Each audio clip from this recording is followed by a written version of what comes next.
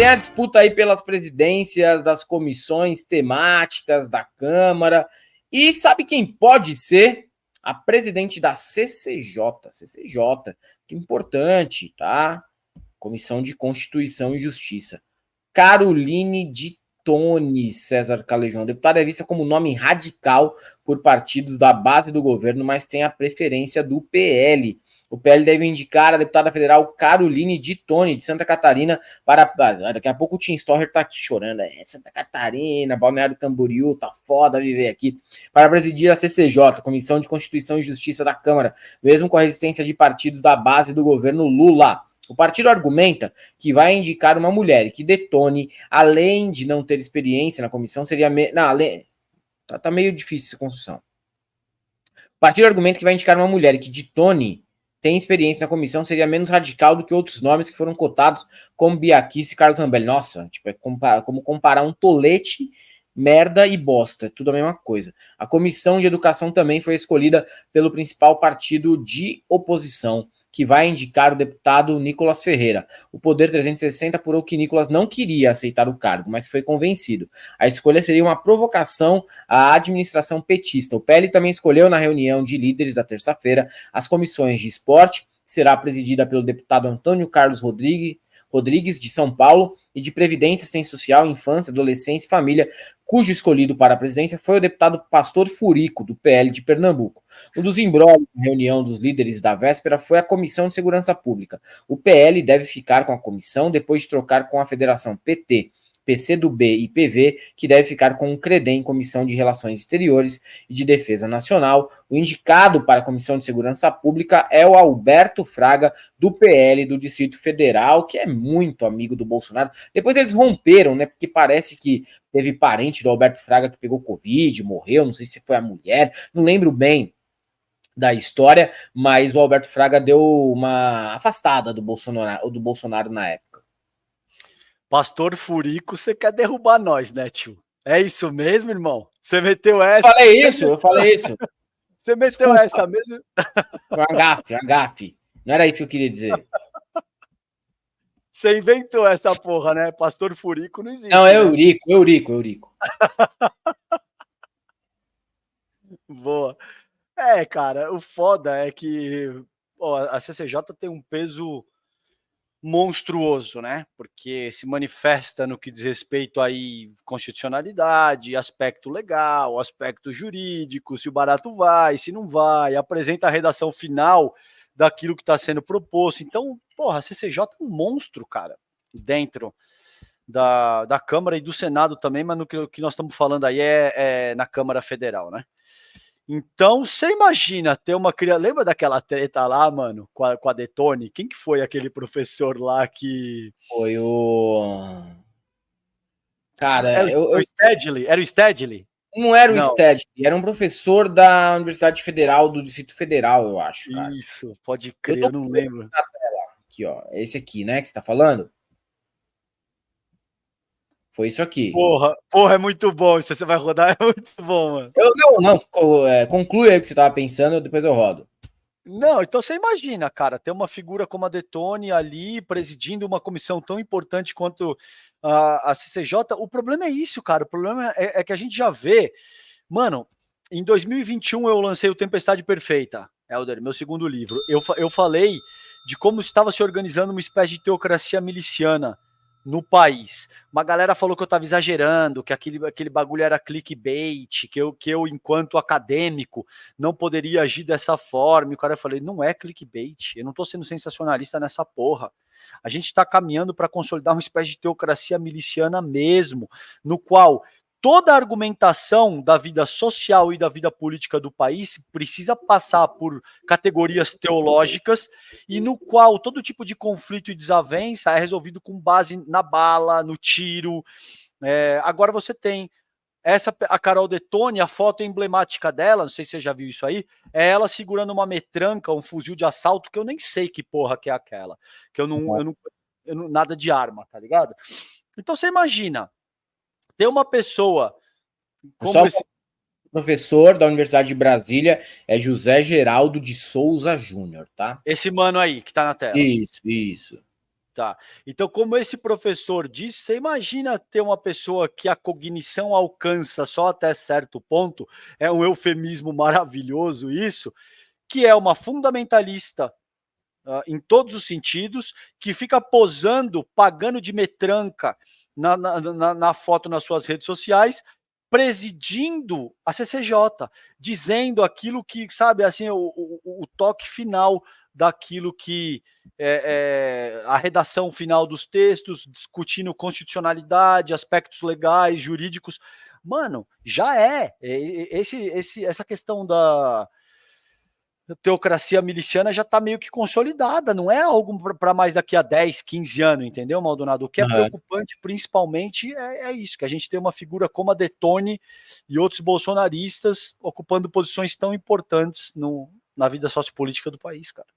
Existe aí, né, um acordo de revezamento, de presidência das comissões, ok, mas aí a gente também vai ter que aturar por um período pessoas que não são qualificadas, pior que isso, né? Além de não serem qualificadas, elas são totalmente fanatizadas, como a Caroline de Tone, o Nicolas Ferreira, o pastor Eurico, todos eles problemáticos para as pastas que irão assumir, tá? As comissões que irão assumir. Então tem aqui o professor José Geraldo mostrando que a Caroline de Tone, além de tudo, tem problemas cognitivos para atuar como deputada. Imagina, então, como líder, né, de uma comissão temática da Câmara. O que tem cognição para ver. Eu não tenho como discutir com a deputada, porque a sua visão de mundo, a sua percepção como cosmovisão, só lhe permite enxergar o que a senhora já tem escrito na sua cognição. Então, a senhora vai ver, não é o que existe, mas é o que a senhora recorta da realidade. A realidade é recortada por um processo cognitivo de historialização. Então, eu não posso discutir um tema que contrapõe visão de mundo, concepção de mundo, entendeu? Eu vejo outra coisa. A senhora vê isso. É esse o debate que está aqui, né? O real não é aquilo que existe, mas é a representação que a gente faz do como a gente o vê. Paciência, né? Por isso que há pluralidade de concepções de mundo, né? Ela, por exemplo, ela viu marxismo. O governador viu teologia da libertação, não foi? Eu, por exemplo, que nem sou marxista, nem adepto da teologia da libertação, não vi isso, né? Não vi isso. Mas eu agradeço, deputada. Eu vou mudar meu foco de visão para enxergar essa percepção. Só pedir para ver as estatísticas concretas do DOR, do TCU, do INCRA, estatísticas reais e não do seu mundo subjetivo.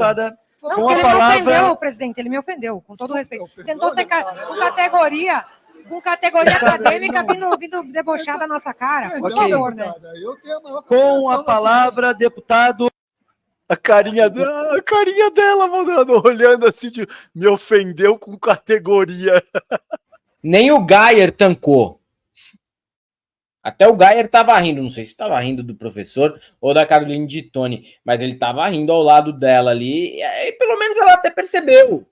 Veja só que interessante, ela percebeu que foi humilhada com categoria. Geralmente as pessoas nem conseguem notar quando passam por isso. A Caroline de Tone até conseguiu, mas ele usou ali termos rebuscados para dizer, olha, não tem como eu debater com você, a senhora é uma alienada, ignorante, iletrada, analfabeta, e eu não tenho como chegar numa discussão saudável, com um bom nível com a senhora.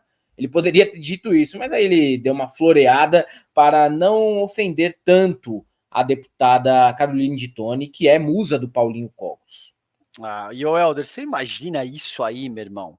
Você imagina, vamos colocar o que está em pauta, é direito reprodutivo, a questão da política antidrogas. E você imagina uma alucinada dessa que vê marxismo cultural, que eu nem sei se ela vê mesmo, ou se ela só utiliza isso para fazer pânico moral, porque eles sabem que esse é o principal caminho para angariar apoio político na sociedade brasileira hoje, e de qualquer forma é o único truque que eles têm na manga, tá ligado? A Carol de Toni, eu não acho que ela esteja preparada, talvez eu esteja errado, talvez ela me surpreenda.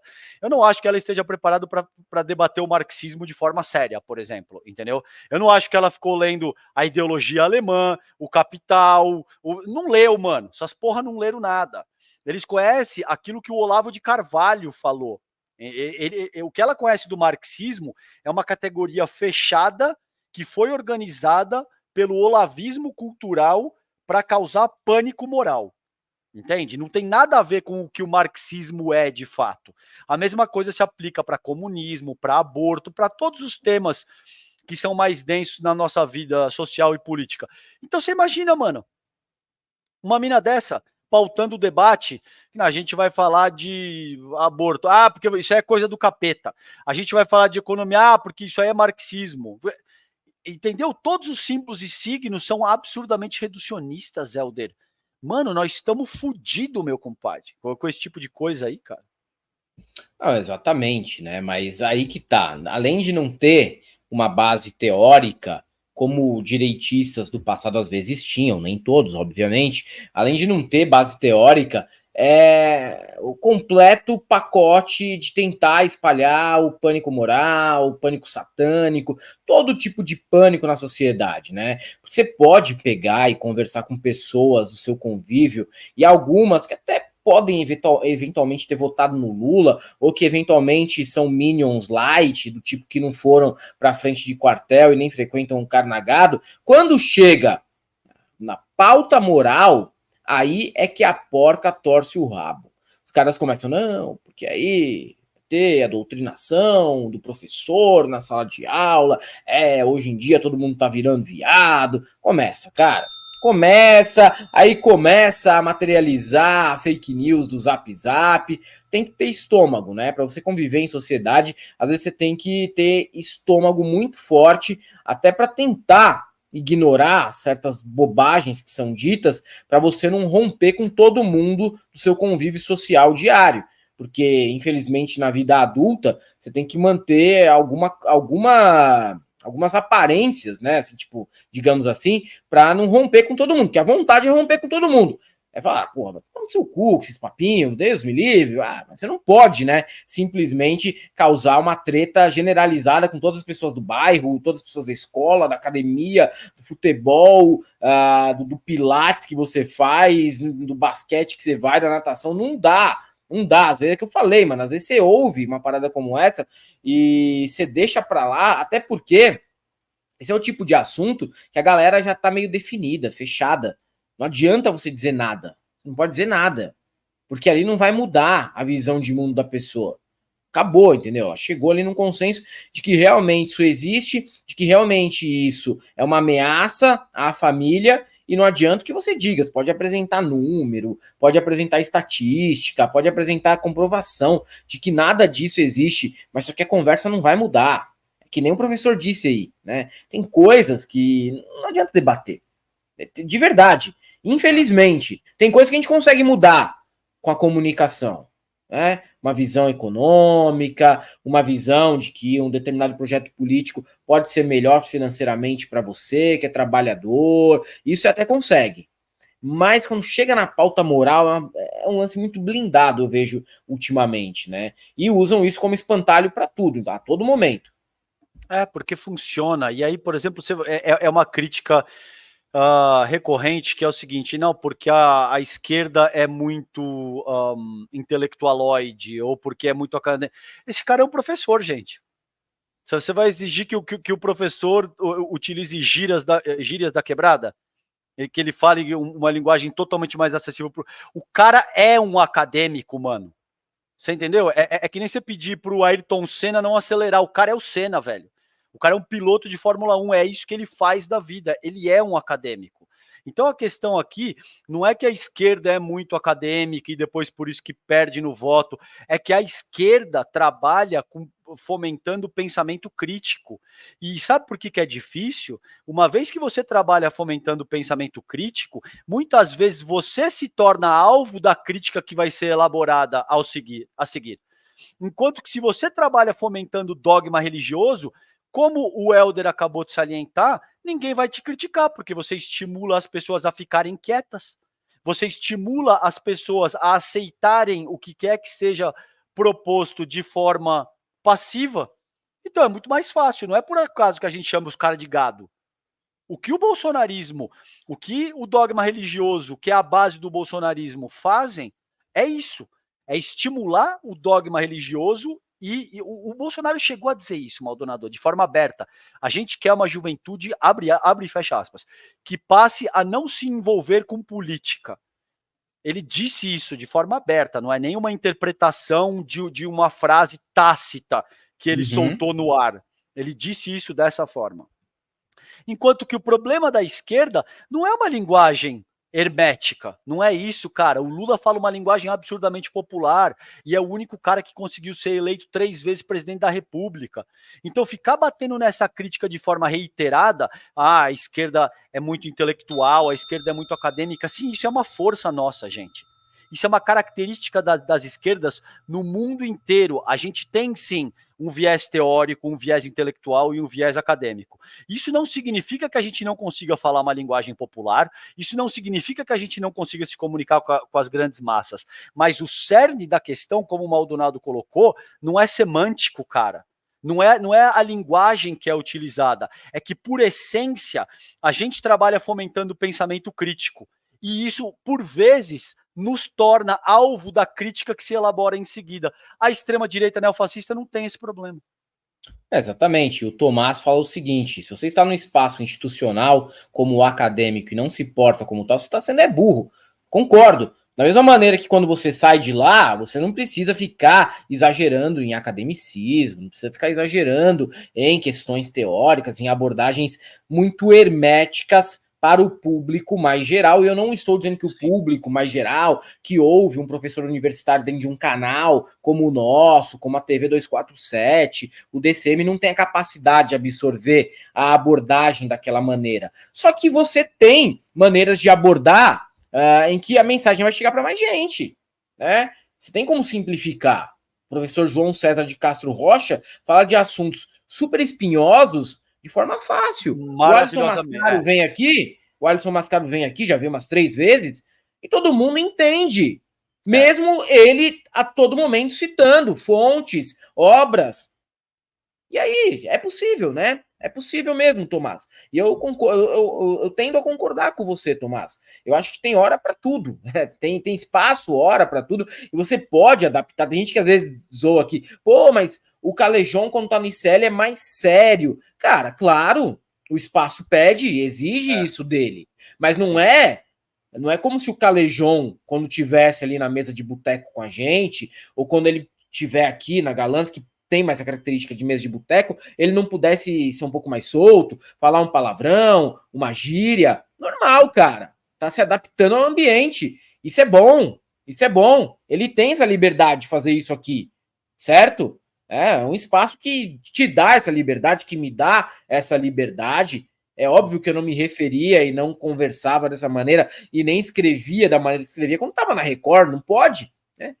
Isso é normal na vida adulta, você se adaptar aos ambientes em que vai. Só não pode ter 2 discursos. O discurso tem que ser o mesmo. Agora, a abordagem, né? A forma pode ser diferente. Óbvio que pode ser diferente.